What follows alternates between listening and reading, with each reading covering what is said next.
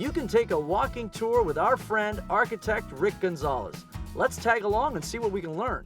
Downtown West Palm Beach is magical, right? North, south, east, west, we have this wonderful breeze, right? You feel that even on a hot day like today, you have the breeze coming in from the east.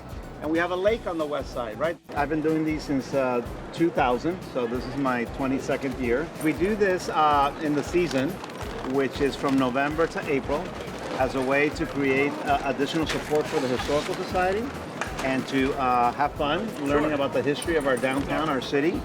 And the Green Market of West Palm Beach is the sponsor, so they're great to be working fantastic, with. right? Yes. And I would imagine coming through here, you're seeing locals that probably want to know more about the city than don't. You're going to give them sort of a history, but I would imagine you get a lot of tourists here too, right? It's a really nice blend, and I love it. Like when the locals come and they always say, "Oh, look at that detail," and they'll go, "I never knew that was there." You know, Right. In the old days, they would walk. You could walk to the end of the waterway. You could catch a ferry or a boat ride for a nickel over to Palm Beach. Eventually, Mr. Flagler. Everybody knows Henry Flagler, yes, right? He's the reason we're all here. Before the train, you'd have to go walking. Everybody lived around the lake, the farming, the building construction, and so forth.